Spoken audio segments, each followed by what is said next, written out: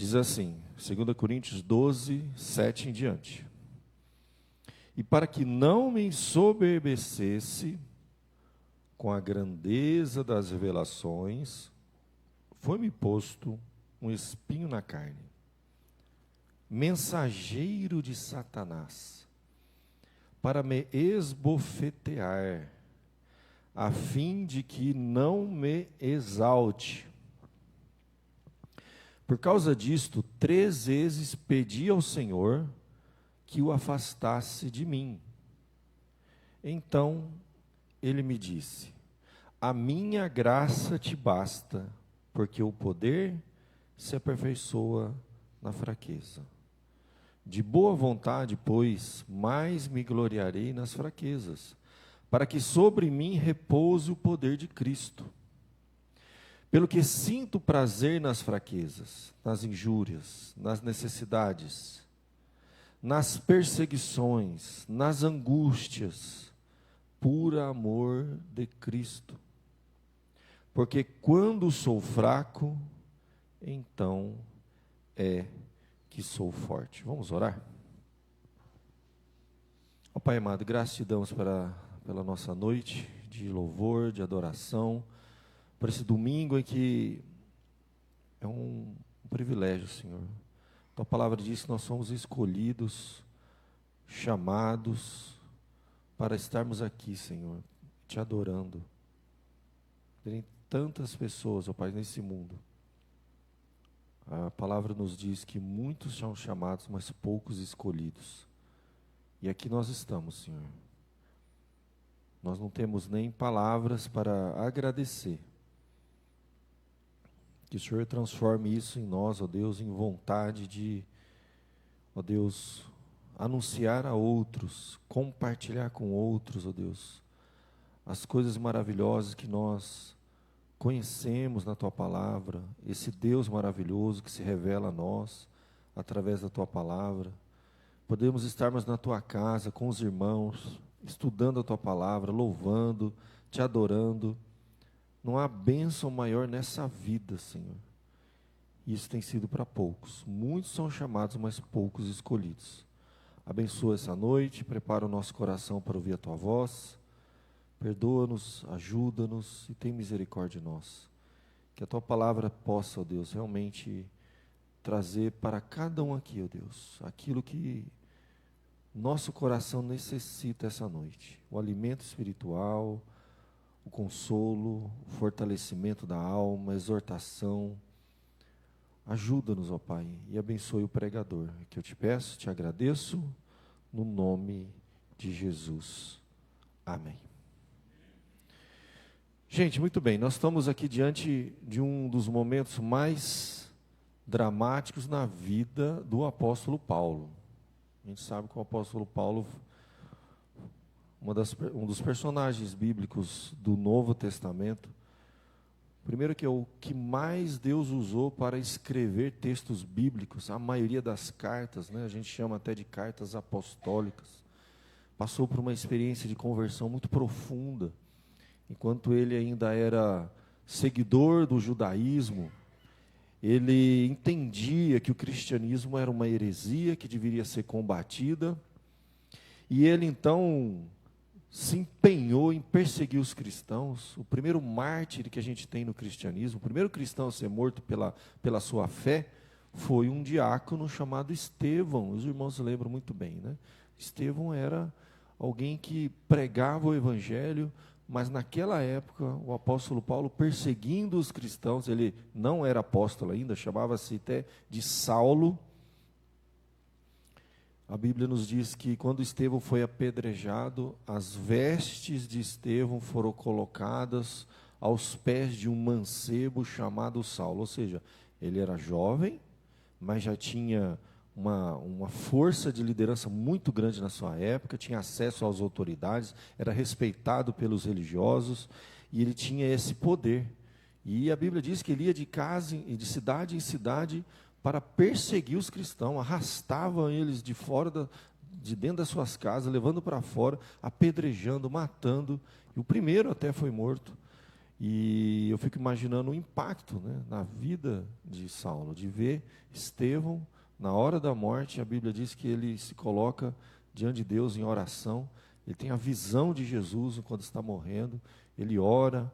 Então imagina como Deus já vinha trabalhando na vida desse homem, que não entendia nada, não compreendia o Evangelho, e depois ele ainda com cartas recebidas pelas autoridades, indo para Damasco para matar mais cristãos. No caminho, a palavra de Deus nos diz que o Senhor Jesus aparece para ele. Ele vai ter uma visão. Ele é o último dos apóstolos. Ele é até chamado o apóstolo abortivo, né? Porque para ser apóstolo precisava ser testemunha ocular, precisava ter tido um encontro com Jesus. Mas na época de Saulo, Jesus já havia cumprido seu ministério, seus 3 anos, já havia sido recebido nos céus. Essas passagens estão registradas em Atos dos Apóstolos. A igreja já estava avançando, as coisas já estavam acontecendo. Jesus já não estava mais fisicamente presente aqui na terra. Mas justamente para que ele se tornasse um apóstolo, Jesus aparece para ele. E lembra que ele diz: Saulo, Saulo, por que me persegues? Dura coisa é recalcitrar contra os meus aguilhões. E a Bíblia diz então que Saulo naquela hora se prostra e diz: Senhor. Ele reconhece que era o próprio Senhor que estava ali. Recalcitrar contra os aguilhões, já falei várias vezes aqui na igreja, é dar murro em ponta de faca. Aguilhão era uma lança que o soldado romano usava, e ele falava assim: dura coisa, é ruim para você o que você está fazendo. Você está perseguindo a igreja. Interessante, Jesus diz: você está me perseguindo. Né? Que perseguir a igreja é o mesmo que perseguir Jesus, porque é o corpo de Cristo. Quando alguém toca em você, lembra disso, você é corpo de Cristo. É como se estivesse perseguindo, fazendo mal. Qualquer coisa que fizerem para cada um de nós, é como se fosse para o próprio Senhor Jesus. E Jesus diz isso para Saulo: é ruim o que você está fazendo, você está perseguindo a minha igreja, a noiva, o meu corpo. E ali então, ele se prostra, entrega a sua vida a Cristo, se converte, e se torna realmente o maior dos apóstolos, o que mais escreveu, o que mais levou o Evangelho, as viagens missionárias. E Deus trouxe visões extraordinárias, coisa que ele mesmo disse que não é lícito ao homem contar, coisa que a gente nem sabe, coisa que não foi nem revelada. Ele até teve acesso a coisas que não foi revelado na Bíblia. Então esse homem recebeu muita revelação, experiências profundas com Deus, desde a sua conversão. Deus agia de forma intensa, direta na vida dele, como nunca se viu antes. A Bíblia chegou a dizer que os apóstolos, meus irmãos, as pessoas tocavam nos lenços dos apóstolos, eles eram curados, porque eles lançaram os fundamentos da igreja, e para isso eles precisavam de credenciais. Paulo usa esse argumento: vocês viram as minhas credenciais. Credencial o que era? Não é chegar a qualquer um e falar assim: ó, Deus disse, Deus está falando, Deus me revelou. Para falar isso, gente, eles tinham que ter acompanhado com eles sinais, prodígios, maravilhas. Então esses homens foram usados de uma forma, pessoas chegavam a ressuscitar. Paulo foi usado para ressuscitar uma pessoa. Ressuscitar uma pessoa. Curas, coisas extraordinárias para dar autoridade a esses homens, porque eles estavam lançando os fundamentos da fé. E eles dizem: pois veja de cada um como edifica sobre isso. Né? Então a Bíblia estava sendo escrita, poderes, através da vida desses homens, Deus manifestou muito poder, coisa extraordinária, gente. Só que a gente esquece que esses homens, eles eram como nós, gente, de carne e osso.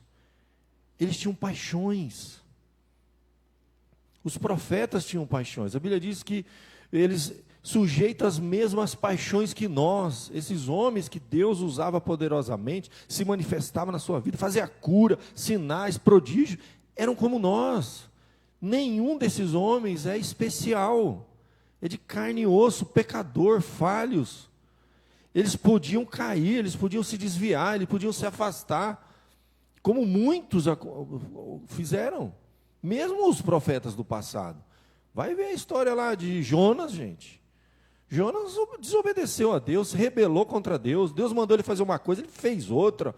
Deus precisou criar toda uma situação, fazer uma bagunça, né, quase afundar um navio, para ele acordar e voltar e cumprir o que Deus tinha mandado. Eram homens pecadores.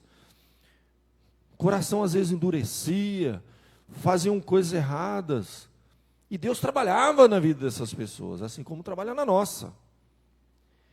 Então imagine esse homem agora, gente, que havia recebido revelações que ninguém na humanidade tinha acesso, informações.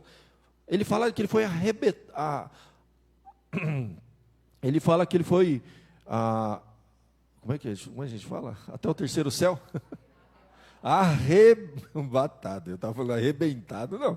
Arrebatado até o terceiro céu. Você sabe o que é arrebatado até o terceiro céu?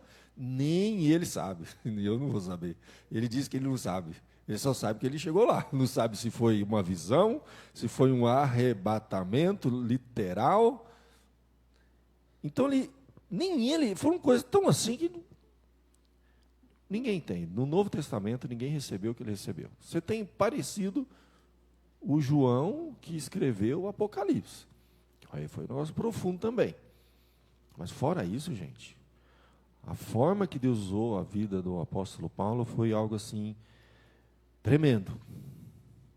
E aí Deus precisa trabalhar de uma forma especial numa vida dessa. Não dá. Ele é humano, gente. Isso ia subir na cabeça.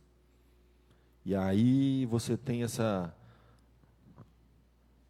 passagem extraordinária, que se você observar o contexto, ajuda a gente a entender o texto. Sempre vê contexto. Ele vai dizer, olha, capítulo 12, verso 1. Se é necessário que me glorie, ainda que não convém, olha só, passarei as visões e revelações do Senhor. E aí ele começa a falar na terceira pessoa. Conheço um homem, que é ele no caso, que ele não quer se vangloriar, mas ele quer expor para a igreja uma situação. Conheço um homem em Cristo que há 14 anos, já tinha passado 14 anos que ele tinha tido essa experiência. Ele fala, foi arrebatado até o terceiro céu. Se no corpo ou fora do corpo, eu não sei. Deus sabe, nem ele sabia. E sei que o tal homem, se no corpo ou fora do corpo, eu não sei, Deus que sabe, foi arrebatado. Esse negócio pegou em mim agora. Arrebatado ao paraíso, gente. Olha que coisa louca. Esse homem foi arrebatado até o paraíso. E ouviu palavras inefáveis, as quais não é lícito a um homem referir. Coisa que é mais ou menos assim. Deus falou umas coisas para ele. Falou assim, não escreve, não conta. Isso é só para você. Fala sério, vai. A gente, por tão pouquinho, a gente já se acha.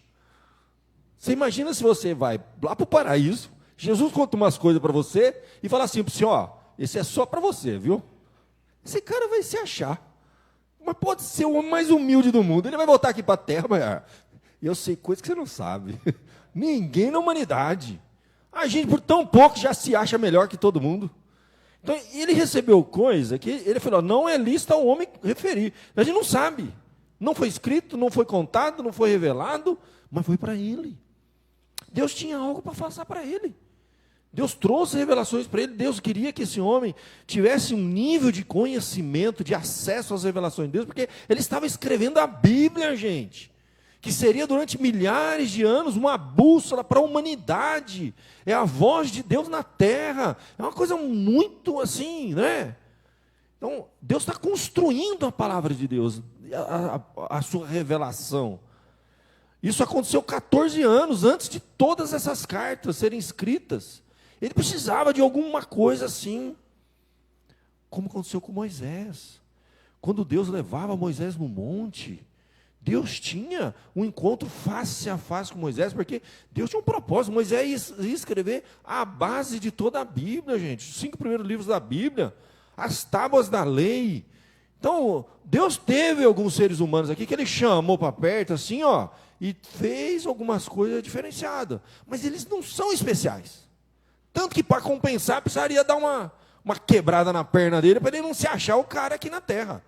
Porque era tanta coisa, tanta experiência, uma coisa que não tinha. Moisés, quando desceu do monte, por exemplo, que foi um outro profeta que teve experiências extraordinárias, e a Bíblia chega a dizer que nunca mais se levantou nenhum profeta como ele, a quem o Senhor se encontrava face a face. Nunca mais. Moisés é um outro que a gente for olhar. Mas Deus quebrou também. Deus quebrou. Você sabe que Moisés não entrou na terra prometida. Ele olhou, viu a terra e não entrou. Deus tinha que trabalhar de um jeito diferente que esse pessoal. E dar umas quebradas. Deus quebrou Moisés também, para ele não se achar. E a Bíblia diz que quando ele descia, Moisés descia do monte, o que acontecia? O rosto dele, gente, porque ele estava diante da presença de Deus, brilhava. As pessoas tinham medo de olhar para Moisés. É uma coisa assim, inacreditável. Tal era a presença de Deus na vida daquele homem, pecador como a gente. Ele descia, ele precisou pôr um véu no rosto para as pessoas, eles tinham medo de chegar perto de Moisés. Brilhava, olha que coisa louca. Então, o que aconteceu aqui com Paulo agora, o apóstolo Paulo, ele fala assim, foi arrebatado até o paraíso, ouviu palavras inefáveis, coisa que não tem nem como, indescritíveis. E aí, não é lícito ao homem referir. De tal coisa me gloriarei, não porém de mim mesmo. Eu falo assim, essa experiência foi algo glorioso que Deus permitiu que a humanidade tivesse acesso. Através dele, Deus se revela e ele fala, mas não de mim, salvo nas minhas fraquezas. Pois, se eu vier a gloriar-me, não serei nécio, porque direi a verdade, mas abstenho-me para que ninguém se preocupe comigo mais do que em mim vê ou em mim ouve. Esse é um outro perigo. Um é ele se achar, e o segundo perigo que acontece em experiências como essa, as pessoas acharem que ele é diferenciado. Esse cara aí. E começarem a olhar para ele e ver nele mais do que deveria. É um segundo perigo que existe. Um é a própria pessoa se achar, outro é as pessoas acharem que ele é especial. Isso traz confusão na igreja, no corpo de Cristo. Quando a gente começa a olhar demais para algumas pessoas, colocar essas pessoas num pedestal, e esquece que é tudo de carne e osso, e está aqui temporariamente, é pó, e logo ao pó vai voltar, gente. Somos humanos, fracos. Ninguém espera muito do outro não, porque qualquer um pode cair a qualquer momento, falhar, errar. Então ele tinha essa consciência, ele tomou essa consciência de uma experiência de 14 anos, Deus veio trabalhando na vida dele, quebrantando ele, aí ele vem no contexto do espinho na carne. Para que eu não me ensoberbecesse, com a grandeza das revelações, que ele já colocou aqui para a gente, foi-me posto um espinho na carne, mensageiro de Satanás, para me esbofetear, a fim de que eu não me exalte. Ele tinha plena consciência disso. Isso é uma coisa tremenda, gente. Isso já é... Veja bem, ele falou de uma experiência que aconteceu há 14 anos. E Deus, nesse período, colocou um espinho na carne. A gente não sabe que momento esse espinho na carne foi colocado, e que nível que estava quando ele compartilhou nessa carta. Mas agora a gente entende que ele já está num processo de aceitação, que esse que é o mais difícil. A gente luta contra algumas coisas que acontecem na nossa vida, eventos, experiências, coisas que Deus permite, sofrimentos que a gente passa, perdas. Ele já estava num processo de aceitação e maturidade, de entender que aquilo que aconteceu na vida dele tinha um propósito. Mas antes disso, ele vai dizer que ele lutou contra aquilo. Como qualquer ser humano luta. Nós não somos pessoas masoquistas que queremos sofrer. Todo mundo quer fugir do sofrimento, todo mundo quer tirar aquilo que está machucando, aquilo que fere, aquele que é um espinho na nossa vida. E ele diz no verso 8, por causa disso, desse espinho, 3 vezes pedi ao Senhor que o afastasse de mim. Então ele lutou contra algo que o machucava, ele estava lutando contra aquilo, que era a vontade e o propósito de Deus na sua vida. Não é errado, normal. Tinha algo machucando e ele orou, lutou contra aquilo. Só que quando ele escreve isso, ele já tinha passado pelo processo de aceitação. Deus já tinha trabalhado no seu coração, já tinha mostrado para ele que aquilo tinha um outro propósito na vida dele.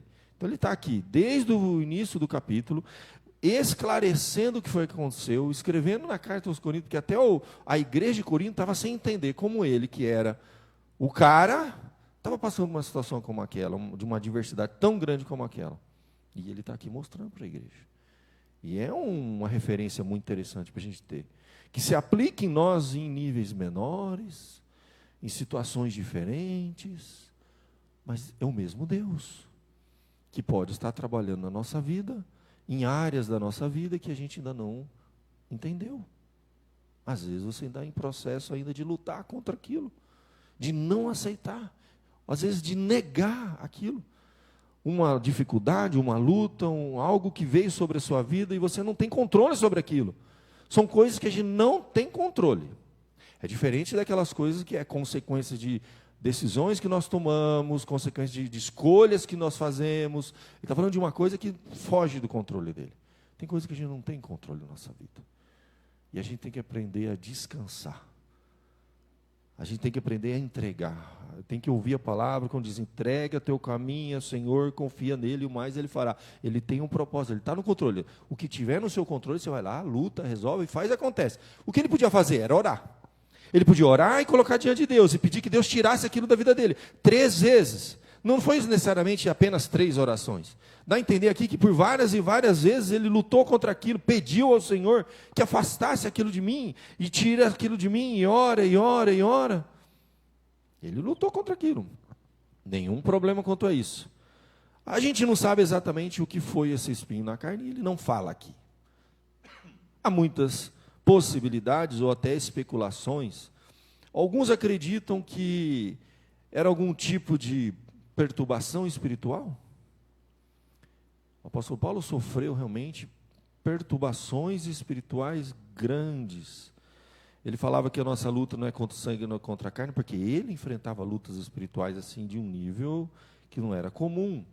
Ele disse, como homem, aqui mesmo na primeira carta aos Coríntios, ele fala no capítulo 15, lutei em Éfeso com feras. Ele está falando de fera, não de animais. Era de feras espirituais, de lutas, de coisas terríveis que ele enfrentou, e ele era atormentado. O próprio espinho na carne está dizendo aqui que foi de ordem espiritual, alguma coisa que feriu ele, que machucou ele, como um mensageiro. Ou seja, ele tinha alguma luta espiritual muito grande na vida dele, que humilhava, que quebrantava, que machucava ele. É uma possibilidade. Alguns acreditam que podia ser algum tipo de enfermidade física. É uma grande possibilidade, sim. Tanto que a palavra de Deus nos diz que nas suas cartas, quando ele terminava as suas cartas, ele dizia que a presença física dele, é interessante isso, a presença física dele, ele tinha mais autoridade à distância nas cartas do que presencialmente. Ele devia ter alguma coisa que humilhava ele. Alguns acreditam que podia ser uma enfermidade física. E quem sabe na visão dele, porque ele vai lá na carta aos Gálatas, capítulo 6, verso número 11, e está escrito exatamente assim: vede com que letras grandes vos escrevi de meu próprio punho. É interessante o que aconteceu ali. Porque eles tinham tipo de um secretário, os apóstolos, os profetas, que escreviam as cartas. Nem sempre as cartas eram escritas de próprio punho. Isso era muito comum naquela época. Chamava amanuense. Eram secretários que andavam com todos aqueles documentos, aqueles papéis, aqueles papiros, aqueles manuscritos, e eles digitavam. Né? O profeta ou o apóstolo falava, eles digitavam. Mas, às vezes, para fechar uma carta, Paulo pediu que ele mesmo, de próprio punho, então dá a entender que outras passagens escritas não foi necessariamente de próprio punho, escreveu com letras grandes. E alguns acreditam que, por várias razões aqui nas passagens bíblicas, Paulo devia ter alguma enfermidade de ordem física, pode ser que ele estivesse ficando cego. Alguma enfermidade que humilhava ele perante as pessoas, ele precisava de ajuda, isso já no final. Possível também. Perseguições, nossa, meu Deus. A palavra de Deus tem uma lista assim, absurda de perseguições que ele passava, dificuldades.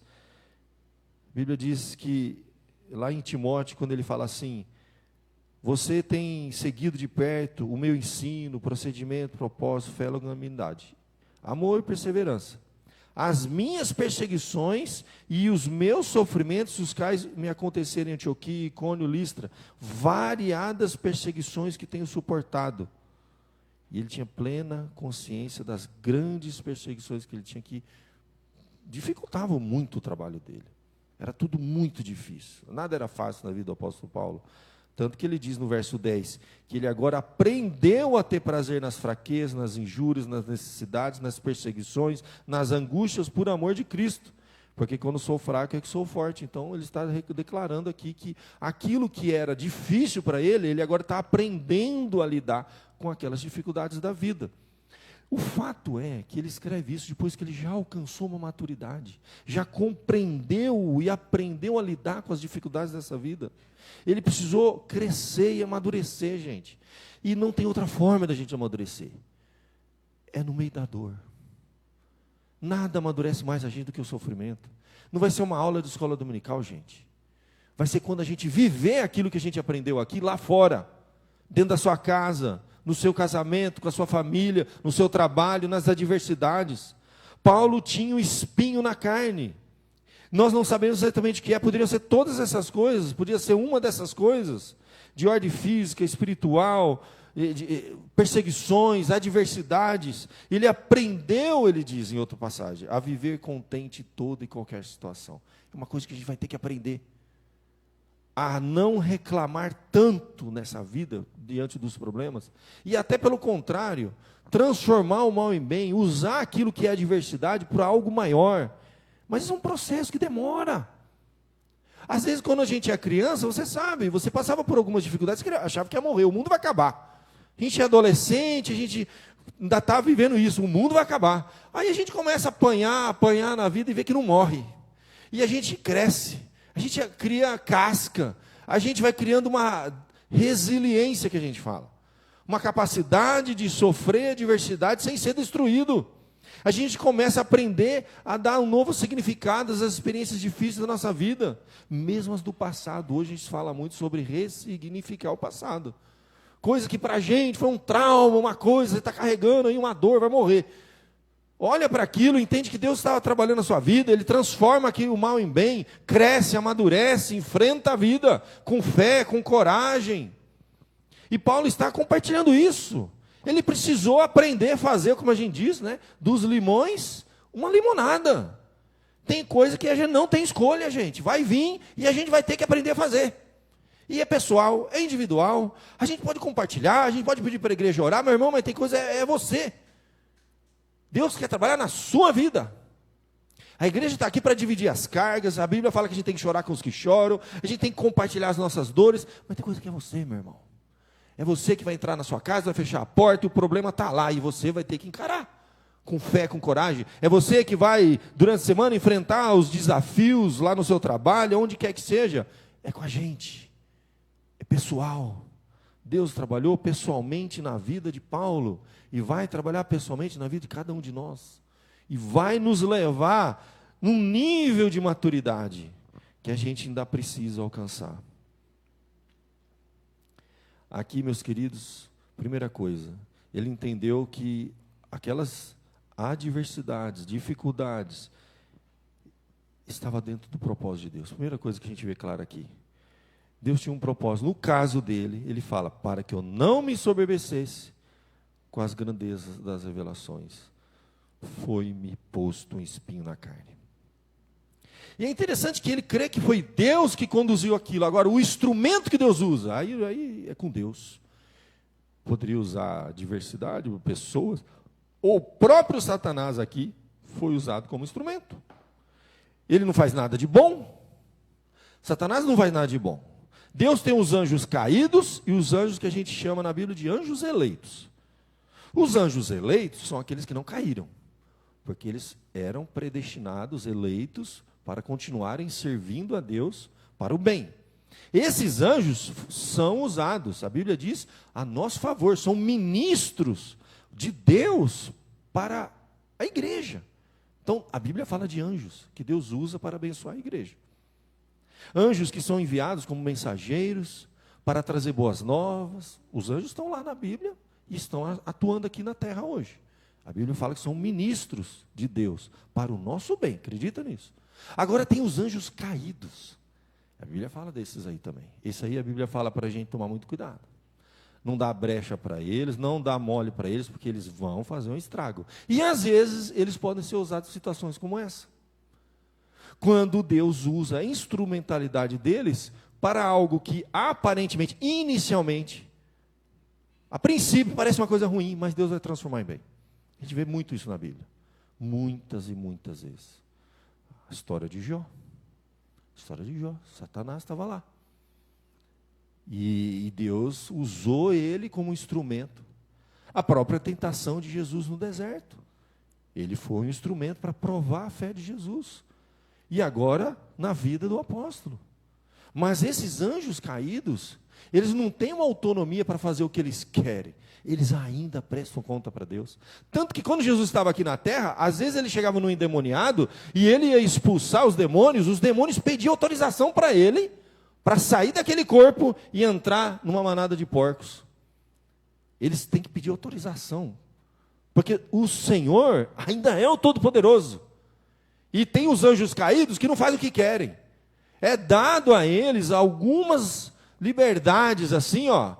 Eles podem provar a igreja, eles vão estar aqui para atormentar, esse é o trabalho deles, a Bíblia diz que eles vieram para isso mesmo. Por isso que a Bíblia fala, vigiai e orai para que não entreis em tentação. O diabo anda ao vosso derredor bramando como leão. Ele veio para isso, gente, para devorar. A gente tem armas para lutar contra eles. A Bíblia fala claramente, resistir ao diabo e ele fugirá de vós. Existe uma luta espiritual. Só que esses anjos caídos, eles não são deuses. Eles não fazem o que querem. Eles ainda estão, de alguma forma, cumprindo os propósitos de Deus aqui, por incrível que pareça. Quer seja na vida de Jó, que Deus permitiu e usou a instrumentalidade de Satanás, quer seja lá quando Jesus foi tentado no deserto, ou quer seja na vida de Paulo, quando um instrumento de Satanás, ele fala, claramente aqui, um espinho na carne, mensageiro de Satanás, com a autoridade dada por Deus. Então Deus usou, não ia usar um anjo bom, porque o anjo bom não faz coisa ruim. Esse que é o ponto. Os anjos bons vão trazer boas novas, vão nos consolar, nos confortar. Os anjos bons apareceram para Jesus depois que ele foi tentado por um anjo mau no deserto. A Bíblia diz que anjos bons foram lá e serviram a Jesus. E aqui, meu querido, esse anjo aqui não faz nada. É um mensageiro de Satanás, é um anjo caído. E Deus usou a instrumentalidade para trazer um espinho na carne. A gente não sabe o que é. Podia ser as perseguições, podia ser as lutas espirituais que ele estava vivendo, ou até mesmo aquela enfermidade. Assim como tinha poder para colocar uma enfermidade na vida de Jó. Pode ser que ele teve para colocar uma enfermidade aqui. Deus permitiu isso. A gente não sabe dos detalhes. O fato é que ele tem plena consciência que Deus estava acima da enfermidade, da perseguição, do problema, do diabo, do mundo, seja o que for. Ele sabia que aquilo não estava fora do controle de Deus. A primeira coisa que você tem que ter diante das dores dessa vida, Deus está acima delas. Deus está vendo, Deus sabe. Não está acontecendo fora do raio de ação de Deus. Deus não perdeu o controle da sua vida diante do problema que você está enfrentando. Deus não teve então, poder para te livrar disso. Não, pelo contrário. Está totalmente de acordo com os propósitos de Deus. E é difícil a gente aceitar isso muitas vezes. Deus transforma o mal em bem, gente. Essa que é a grande verdade. Você lembra daquela passagem maravilhosa que também um jovem adolescente, 17 anos, que durante muitos e muitos anos viveu uma incógnita, sem entender por que foi vendido pelos seus irmãos, José do Egito, jogado num poço. Enquanto os irmãos cogitavam, agora nós vamos matar ele. Um mais velho viu aquilo e falou, não vamos matar não, vamos vender ele como escravo. E a gente diz que morreu e beleza, salvou a vida dele.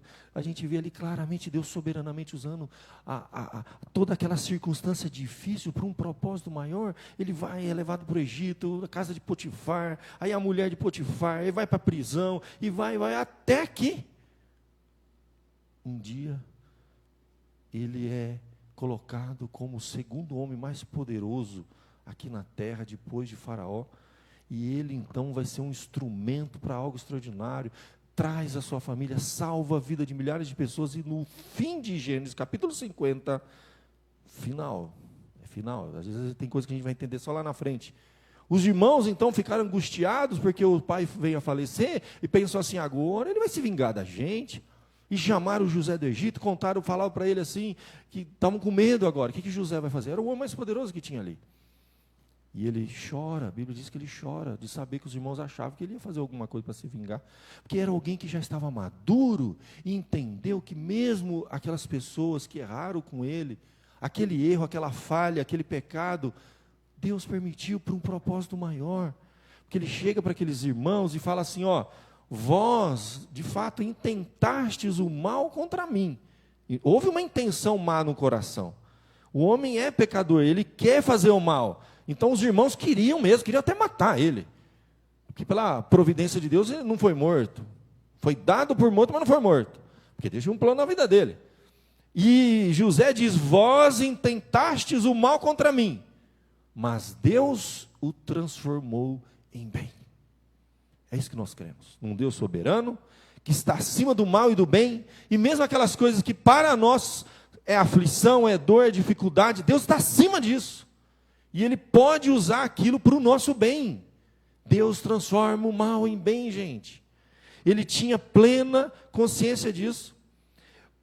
E a segunda coisa, aquilo estava fazendo ele buscar a Deus como ele nunca tinha buscado antes.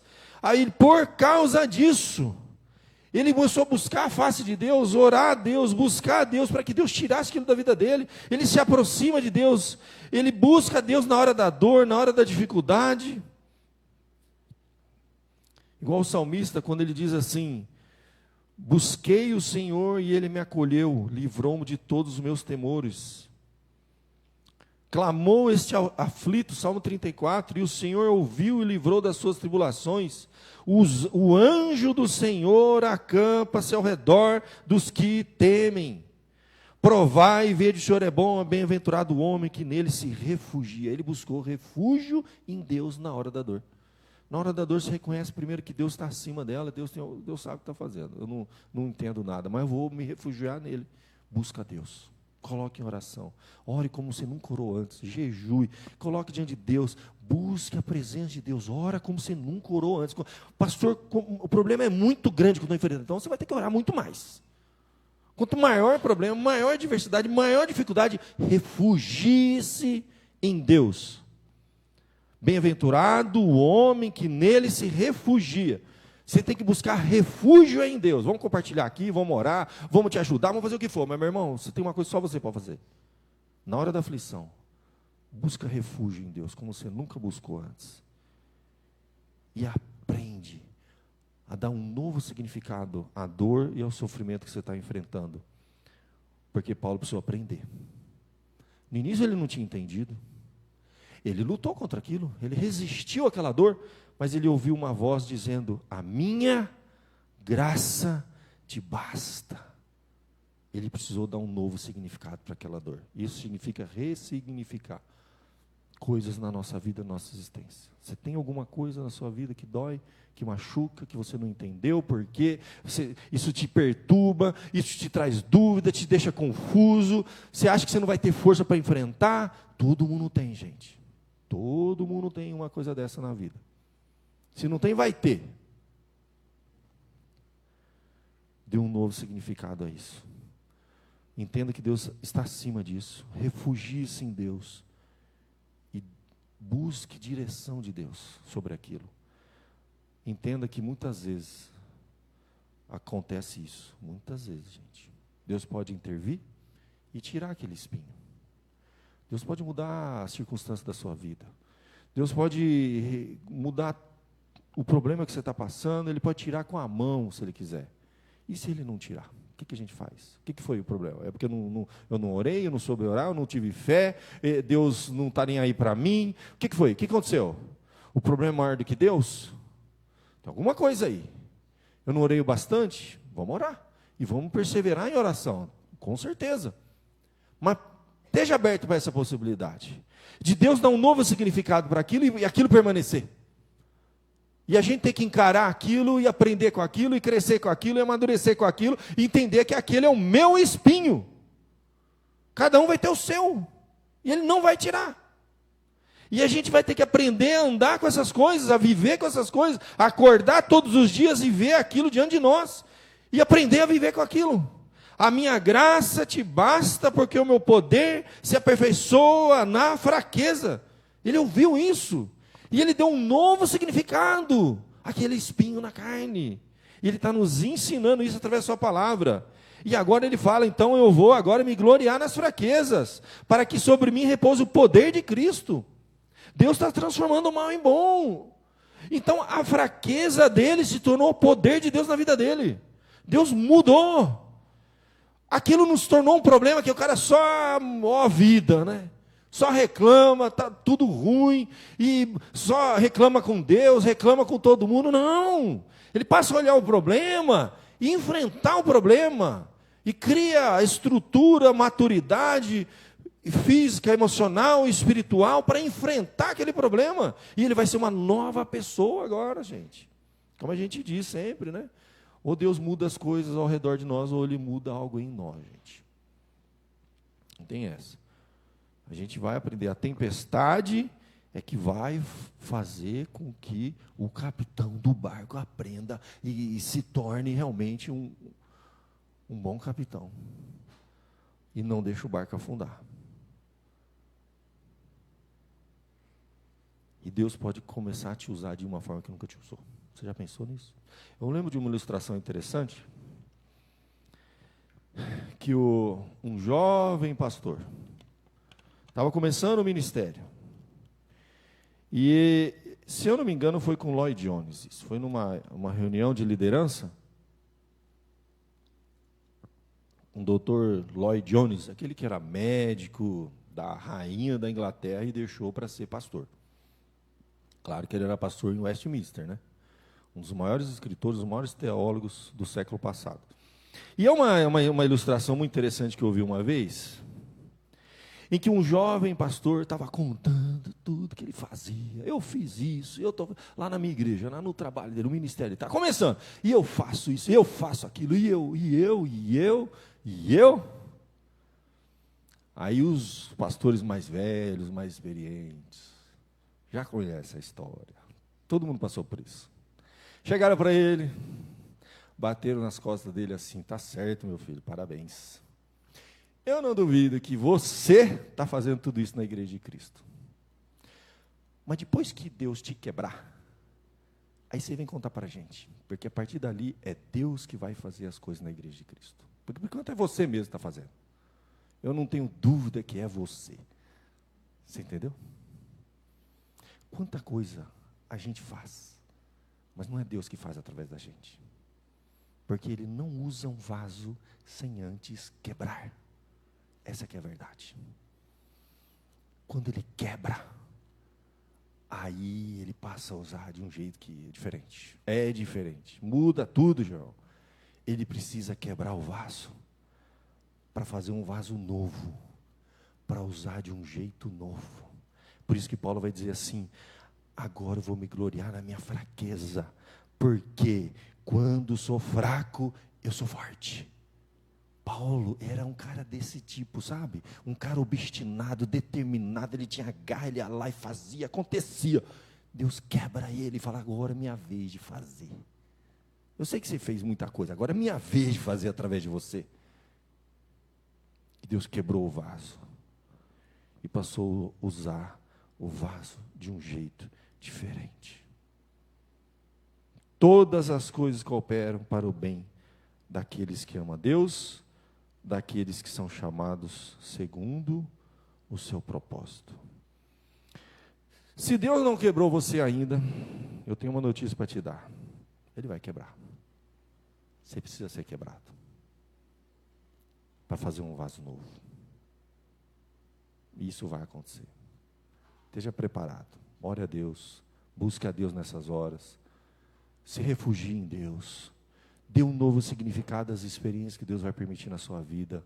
E se coloque como instrumento nas mãos de Deus. Para que Ele comece a te usar de um jeito que Ele nunca te usou.